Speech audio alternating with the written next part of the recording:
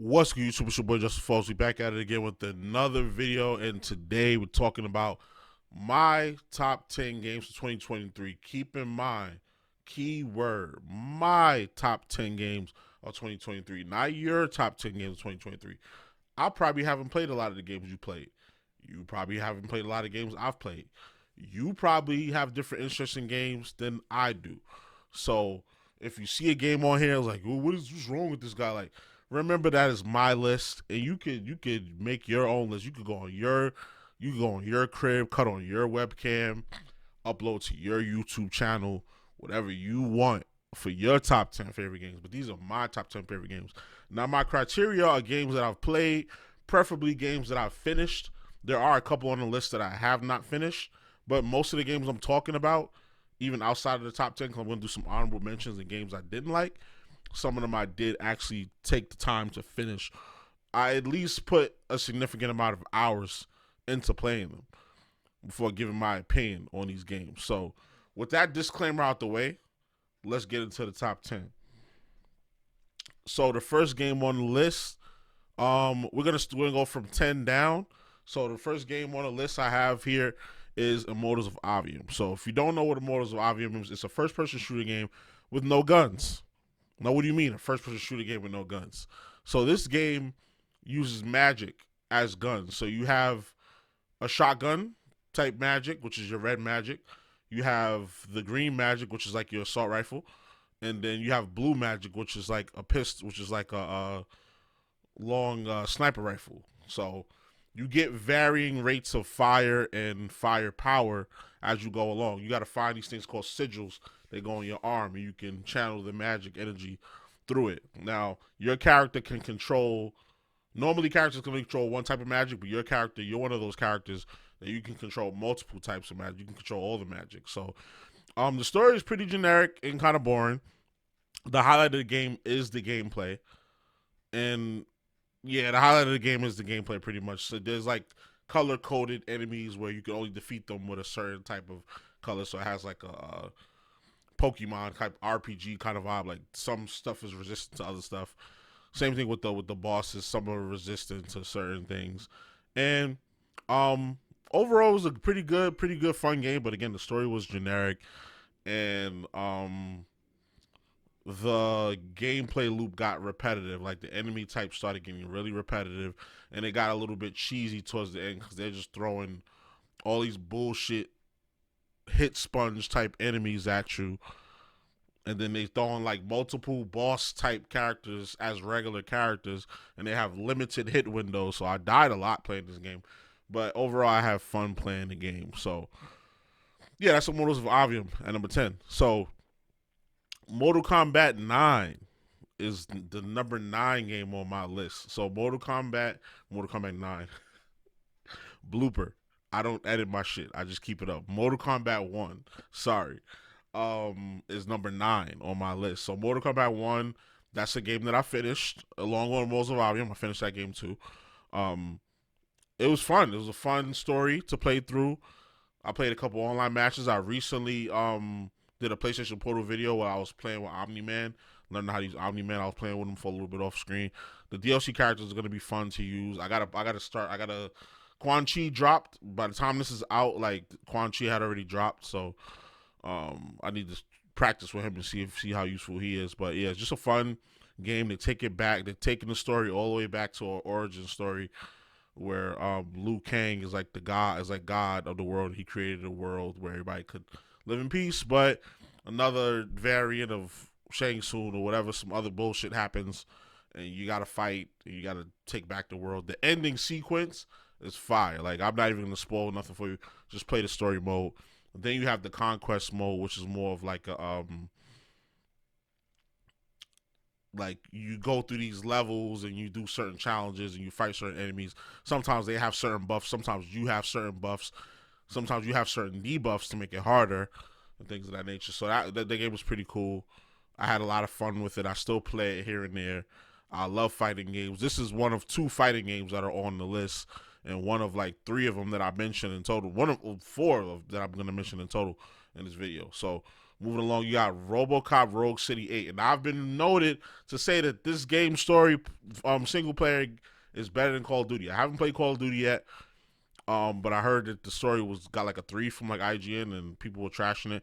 It was too short, and they changed a lot of things from the original game, and that the game itself was supposed to just be a DLC add-on to Modern Warfare 2 and things of that nature. I bought it, but I haven't played it yet. I plan on playing it coming in this year, but this is just games, again, these are games that I played, so if you don't see something on the list, probably because I didn't play it or I didn't like it enough to mention it.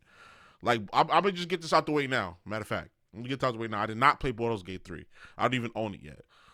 I played Diablo 4, which we're going to mention later on, but I have not played Baldur's Gate 3, so let's get that out y'all heads now while we still 5 minutes into the video.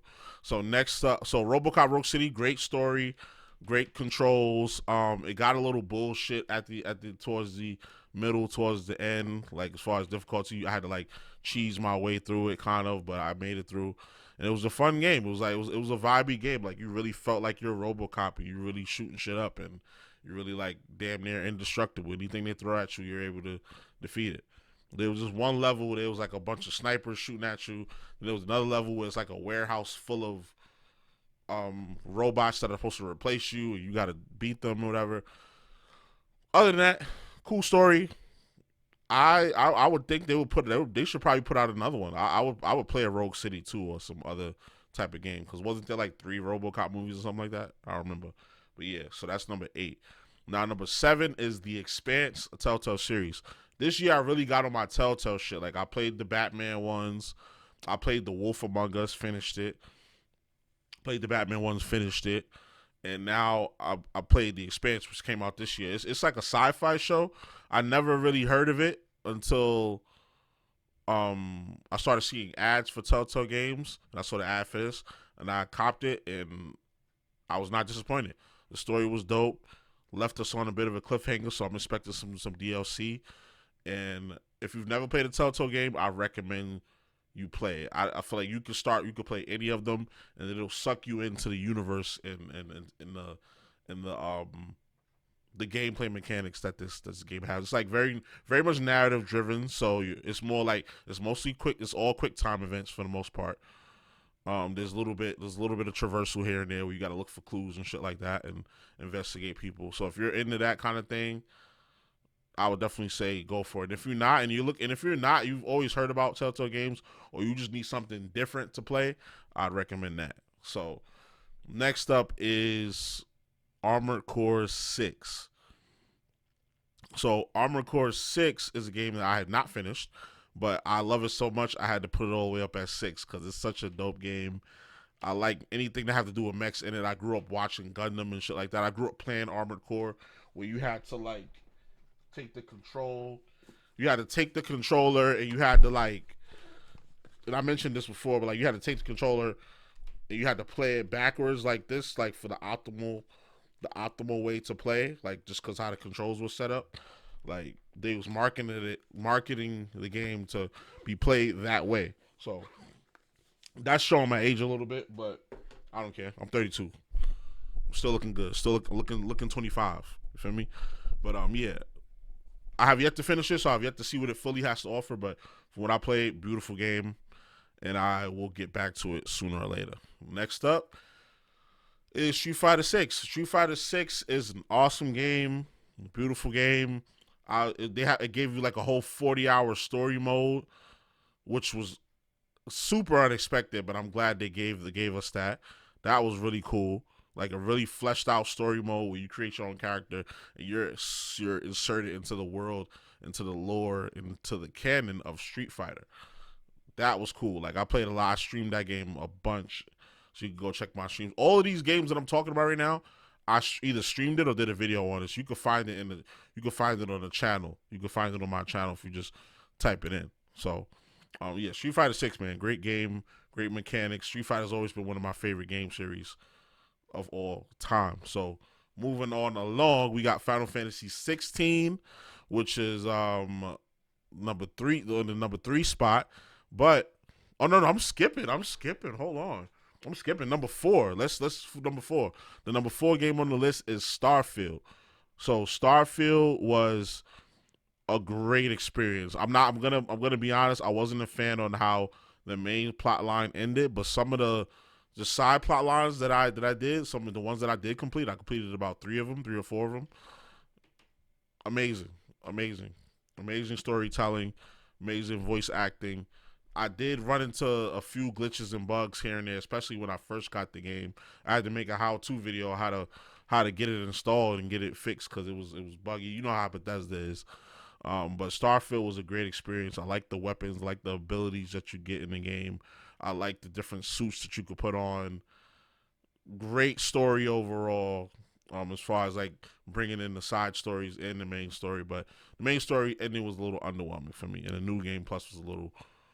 I'm not gonna say underwhelming, but just how you get to it is kind of underwhelming. So yeah, that's number 4, Starfield.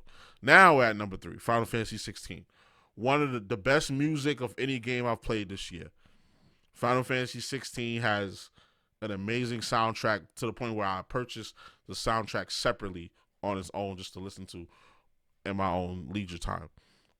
Now, here we have a tie actually. So I actually have Final Fantasy 16 and Resident Evil 4 Remake. I did not finish Resident Evil 4 Remake and I didn't stream it. I made a video for it though. But Resident Evil is also one of my favorite game series. So I just lumped those two together at 3 because I couldn't decide which one to put over the other. And I only had 10 slots. So Resident Evil 4 Remake is like the definitive edition of the game for me. For me personally, again, let's remember that this is my top 10 list, not your top 10 list. You can make your own top 10 list if you would like. Some of the games I haven't played, or you might not be into them. So moving along to the top 2. Next up, number 2 would be Spider-Man 2, Marvel Spider-Man 2. I don't care about all this. Y'all talk about all the always woke and the LGBTQ and they're pushing gay stuff on the kids. Like, I didn't get none of that vibe. And honestly, when you send your kids to school, if you sending them, especially if you're sending them to public school, that's going to be something that's going to be a possibility. So it's just like, that's just something that's a part of the world that you got to have to get over. And the fact that that was a side mission and people were bugging out about all of that and like LGBTQ flags, but when you go outside, it's LGBTQ flags. Like, it's ridiculous. Like, I understand that games are supposed to be an escape from reality, but end of the day, games are art. And what is art? What do they always say about art? Art imitates life. What we're going through now, we're going through a very progressive period right now where things that were shunned before are accepted now. People are finding new ways to express themselves. Now, do you got to get on board with it? No. But do you have to attack it? You don't have to do that either. Although you have the right to, you don't have to do that either because it's not bothering you. It's not affecting your life. And end of the day, people talk about what about the children? It's up to you to raise your children to be well-rounded individuals. And being a well-rounded individual, at least in my eyes, is being understanding to things being different. Like, everybody's not going to believe what you believe. Everybody's not going to want to do what you want them to do. That's the beauty of living in this world and interacting with people. But I'm getting off topic. The game is awesome. Cinematic. People complain about the cinematic gameplay. I love cinematic gameplay. That's right up my alley. Which is what you'll see for number one. You'll see why which it defines cinematic gameplay or whatever. I like it. It's dope. I think I reviewed it when I finished it on stream. And I think I gave it a 10 out of 10. Yeah, I didn't even. I just finished the end game stuff, like little side missions, clear up the little side missions. But it was dope. Like, you could check my highlights. You could check my shorts. I did a bunch of shorts on them. You could check my stream VODs. You just go to my video, go to my channel, go to the live tab, and just type in Spider-Man or just scroll back to Spider-Man. Dope game, man. Dope game, man. I can't wait to dig back into it when the DLC drops and when the eventual sequel comes out or any other content connected to it. All right, now number one is Alan Wake 2. I'm not going to say by far, but I kind of want to say by far the best game I've played this year. The narrative, the music, the voice acting, the live action scenes, the graphics, The gameplay is better. Is way better than the first one, but it's way better than the first one, but it's still a little bit lacking. They finally gave us a quick turn, an infinite sprint, and a melee attack, which is all three things I was asking for when I played the first game. I streamed the first game as well. But yeah, I think because it's not even. I mean, nah, it's not even because it's fresh in my mind right now. Because that's the last game that I finished. I really enjoyed Alan Wake 2. Alan Wake 2 was for me the best game that came out this year that I played. And I played a lot of games. Like I'm over 15 minutes over here, but I had some honorable mentions. I probably just throw them up on the screen just to save some time. But yeah, out of all the games that I've played just by looking at this list that I made right here. Like I guess I can show you real quick. Just by looking at this list, I know I misspelled some things. I'll type in real quick. Don't knock me for it. Just out of this list right here, like that's not even all the games I played. So you can see the honorable mentions there, actually. We got Tekken 8 demo, Hi-Fi Rush, New Tales from the Borderlands, Foam Stars beta, Exo Primal. I finished that, played the shit out of that with my boys. It's in my channel trailer if you see. AW Fight Forever, Diablo, Oolong, Hogwarts Legacy. And it's crazy because it's one game that I'm definitely missing. And that's Lies of P. Lies of P. So matter of fact, we gonna tie that for number one. Lies of P. We gonna put that as a tie for number one. Cause I'm still playing through Lies of P. I'm at the realm of, or the ruins of Trish Megarius. So I'm almost at the Alchemist Island. So I'm basically towards the end of the game. Just very I love a game with a good narrative. I love a game with a good story, and Lies of P is just one of those games. It's spectacular in every regard. Like, it looks cool, it sounds cool, it plays cool. Everything about it is cool. That's what I have to say about these three games right here. But you could even throw Final Fantasy 16 in the mix. It looks good, it sounds good, it plays good, and it feels good. Like, I don't even know what like how to really go in depth with that, but if it just feels good to play these kind of games. Yeah, so that was my little top 10. I try to keep it quick. I try to keep it under 10 minutes, but we over 15. So yeah, I saw my honorable mentions.